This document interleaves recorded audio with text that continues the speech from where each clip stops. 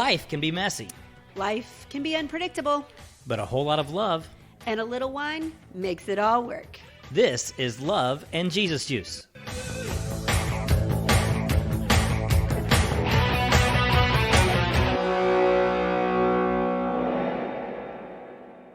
Hey, Kirby, Hey, Paula. what are we drinking tonight? We are drinking a wine that shall remain nameless. Oh, okay. All right. Well, tell me about that. Well, this is a unique situation, and Okay. our wine is actually going to lead into our topic. Okay, so it's kind of perfect. a precursor, but we Yep. are not going to share the winery that it comes from. It is a Malbec Okay. from southern Indiana, and we're just going to taste it. We're going to review it. Then we're going to move into our topic, and we will talk about it. And you'll know more. And then you'll know more as to why it's Okay. going to remain nameless. Okay, let's try it. It's a good Malbec. It's a good Malbec. It really is for an Indiana Malbec. I'm assuming it's made from juice. I don't know the answer to that. Yeah, I don't remember either, but no, it's a good Malbec, and that is not a historically something that Indiana wineries Right. do. It's not a Midwestern grape typically. Yeah. Spanish, Argentinian. I was going to say when we were in Argentina, we drank a Yes, lot of Malbec. A lot of Malbec in South America. Yeah. Yeah, absolutely. Okay, we have a sponsor tonight. Let's talk about the sponsor. We want to thank FNX Fit for helping make this episode possible. Okay. FNXFit.com, where our listeners can get a 15% discount by using discount code LJJ15. Okay. And you know what? If you really, really love us, and you should, I mean, really just love us as human beings, you should go 5-star review us. Absolutely. Because when you do that, it helps us in a huge way. So if you do nothing else, if you listen to anything, go give us a 5-star review. It will help us get more listeners, help us get more wine. Interact with us. Interact with us. Yeah. Tell us something. We are locked down. Yes. We are an Indiana version of lockdown. Right. We are shelter in place, only go to essential businesses, which as we talk about this or meet people, a lot of businesses are essential. Right. We're finding that. That's really interesting. And I don't know enough about it to say they're right or wrong, but it has been really interesting what has been essential and what is not. But it's making it kind of difficult to get to wineries. Right. Because they are definitely not essential. So, I mean, Yes. as far as they're essential to go, we can pick up and do carry out. Right. But we can't go do a tasting. which I loved. I loved that we could do that today. Yes, so we yes. We are going to Hooker's Corner. Not Not the wine we're talking about tonight. No, this is not the winery, not to be confused. We'll do them in a couple of weeks. Yeah, we'll do them in a couple of weeks, but you should definitely check them out. Okay, so the wine that we are not going to talk about, winery we're not going to talk about tonight, the reason why we're not mentioning their name is because our topic for tonight comes from our experience at this winery. Yes, and I really want to I want everybody to understand the reason we're not saying their name is because we don't know the whole story. So all we can do is tell you our experience, but I don't want to say their name because I don't want that to be the topic of the conversation. Exactly. So our topic is basically taking time to do the little things. The and then some. The and then some. The Recognize it. unexpected. Whether it comes from an entrepreneurial business standpoint or simply reaching out to somebody. Right. It's taking that time and saying, hey, what would 5 minutes do to change the trajectory of the conversation? And I think we're finding that so much right now and people are figuring that out. And it may be one of the things, I hope we walk away with a lot of things from this experience, but one of them I hope is that we are more aware of people and things around us and how we need to reach out and connect and those kind of things. Absolutely. So we did what we do. We were out and about and we went to this winery in southern Indiana. And when we were in there, we're talking to a wonderfully helpful, super nice person who was doing our tasting for us. And as it happens, when we go to visit a winery, our podcast came up. We were telling about him. We gave him our business cards and he lit up. Yeah. He was so excited. He said, our marketing person is definitely going to want to know about this because there are opportunities with our podcast to sponsor, to connect to people who like wine. I mean, we are a podcast that is essentially about wine and some. And so he said, wait a minute, you go ahead while you're doing this tasting. I'm going to go back. I'm going to take your cards to our marketing director. She's here right now. Mm-hmm. And he went back there and was gone for 3 or 4 minutes, had a conversation, obviously, came back out, didn't say anything, finished off the wine tasting, was as friendly as ever. We stretched that wine tasting out for a very long time, and no marketing person came out. Right. The person who was definitely going to want to talk to us. And so we waited. He didn't say, like, she'll be here on her way. There was no acknowledgement. There was nothing. Just nothing. Dead air.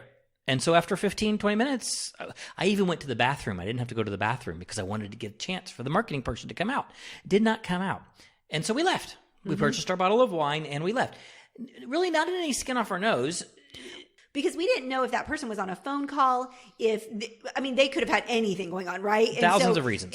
While it would have been appropriate for him to acknowledge that just so we knew, right? I understand that may not have been his place to be able to do that. And so really at the time we thought, well, that was a little bit interesting, but you never know. Chalked it up to odd. You just don't know the situation.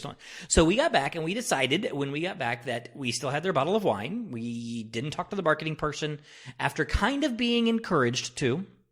And so I wrote a letter to the winery and basically explained the situation and said, we're going to assume since there wasn't a follow-up that you don't want the wine reviewed on our podcast. Right. And we wanted to respect that. It really did come from a place of, okay, maybe there's something else going on here that we don't know about. Right. But now several weeks later, it's starting to realize, you know what? It would have taken so little time to have just followed up. And so that's why we wanted to do the subject, because maybe it's, do people realize how little it takes? And one of the things in my business, kind of off of that, was I said, just tell me no, you're not interested. If you're in sales of any kind, but really in business of any kind, it takes so little to say no, thank you. Right.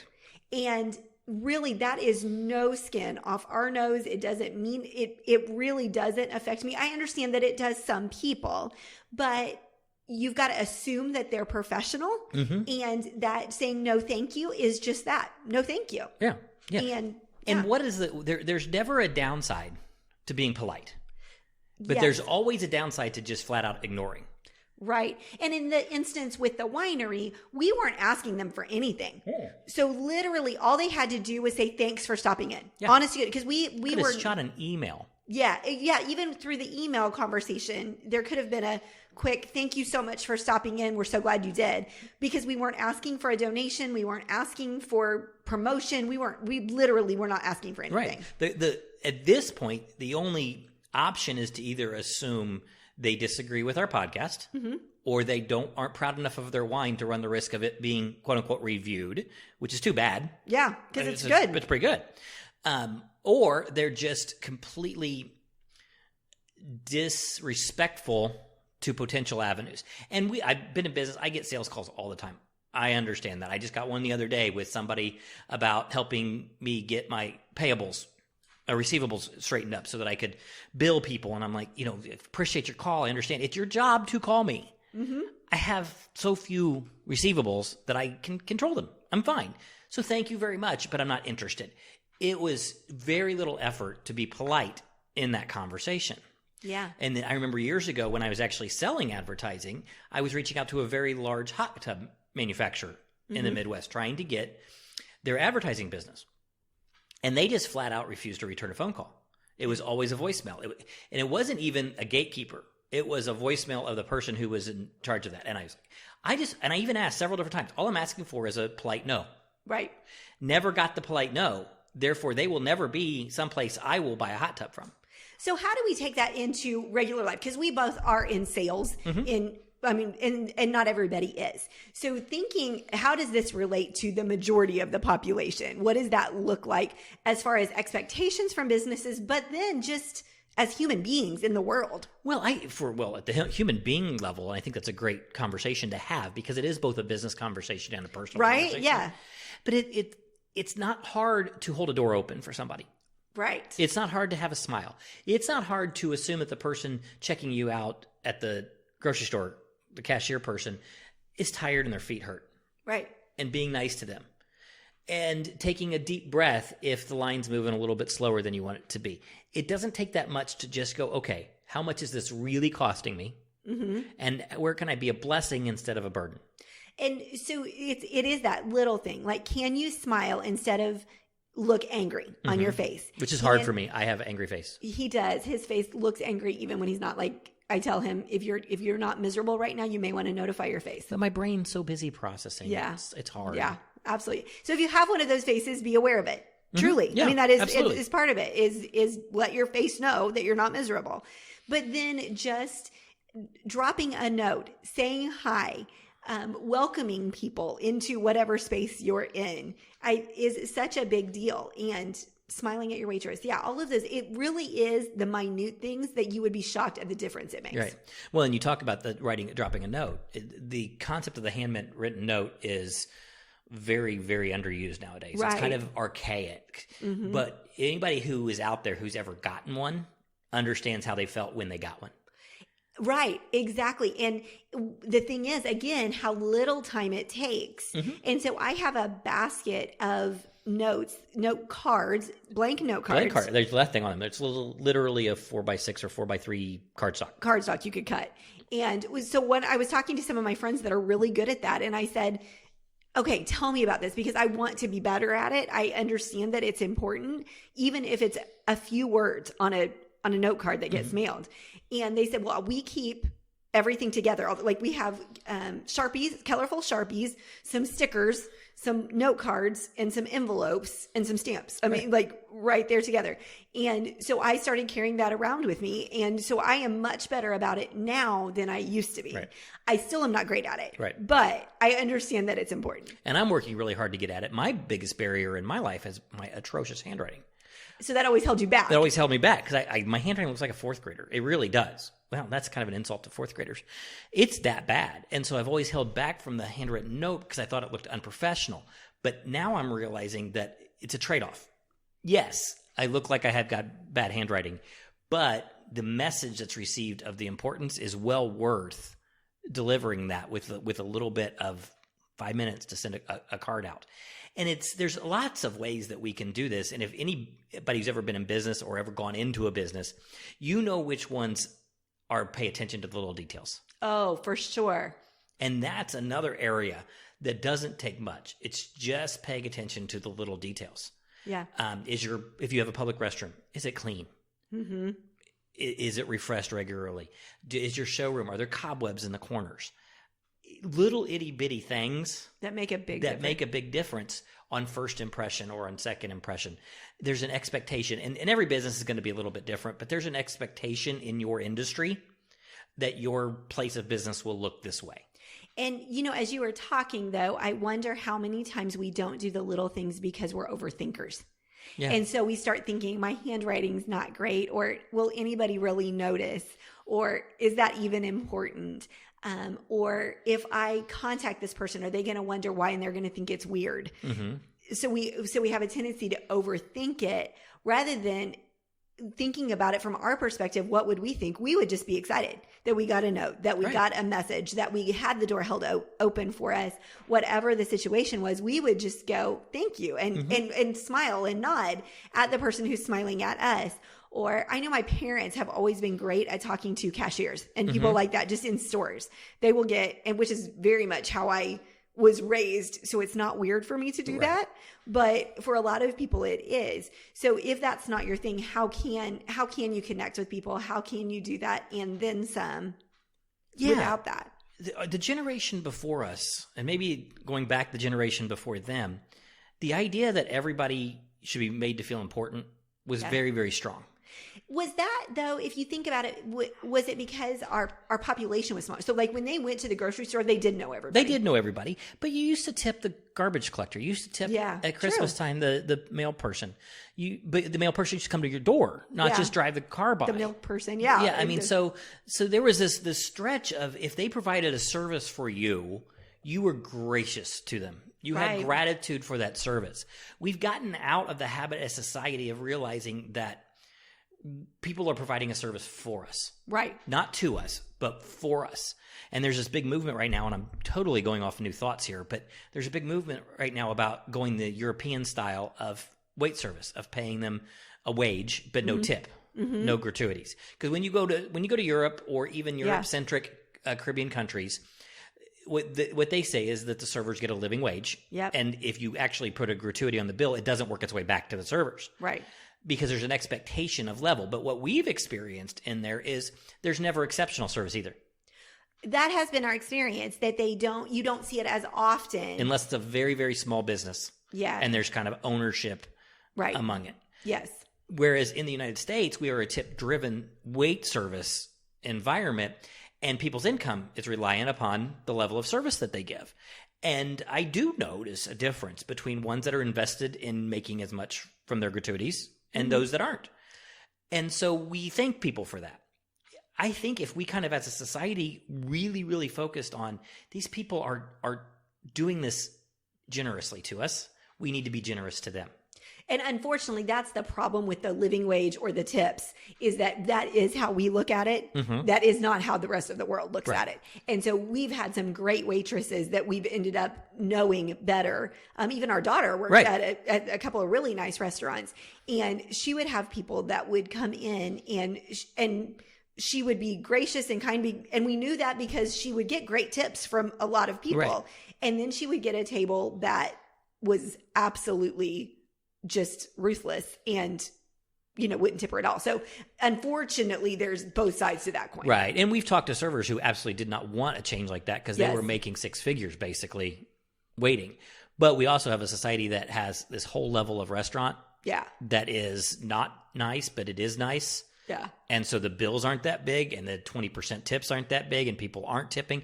But it's not just in the restaurant industry. It's just realizing all the way around that everybody doing something for you, whether they're getting paid or not, is providing a service. And if we have that attitude towards them primarily, then we are nice to them. We are kind to them. It may not be about monetary tips. It's not about that. But it's about saying, did you have a good day? Or have a great day? Or are you too busy? Or what can I do to help you? Or rather than an expectation of them being your servant, they're an expectation that these people are being of service. And so as you're talking about this, I think all of those are great ideas. Just that little smile, that little acknowledgement, all of those kind of things. But don't you think it really starts at home? Yes. The little things. And so as you were talking about these things, I thought it really does go back to love languages. Yeah. And understanding what your family needs from you. And that is children all the way up. I mean, whether they're small or they're adult, parents, grandparents, all of that, especially during this time when there are a lot of people that are lonely and spending more time alone than they would choose to. But again, that's what I'm hoping that we take out of this, is that we're more connected to each other and don't get so busy that we forget it. So really in your home, or the people that you are closest to, what are their love languages, and do you know them? And if you do, then are you speaking to them in that way? And I just saw a little chart. We'll make sure and post it on our Facebook page, and because it was really talking about what that looks like just in general, as far as ways to connect that, not just like gift giving. For example, we need to do a podcast on love languages. We probably do, because I just wrote that down. That's going to have to be a future episode. Because I remember thinking, well, I can't give gifts all the time. So what does that look like? And so, but knowing the people in your life, their love language, and then knowing how you can address that and what that can look like. So for example, receiving gifts, private giving of gifts can be a great communication place. Pleasant facial expressions can be a gift. Yeah, it absolutely can. And so that makes a difference. And then you want to make sure that you don't forget special events with people that are gift givers or receivers.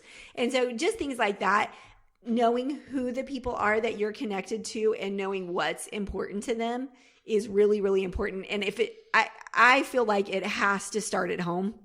Is where it has to start. And we've talked about, so home, we've talked about it when we're out interacting with people, but then take it to the next level, and you are those people that are being interacted with. If you are in the workforce, and someday we are all going to be back in the workforce again, if you're not right now, but I've coached people and I've done trainings for organizations where I've gone out and I've talked to them, and I can tell you the difference between the ones who view their job as a calling, for a lack of a better word in this instance, or a purpose, and those that are punching a clock and doing a paycheck.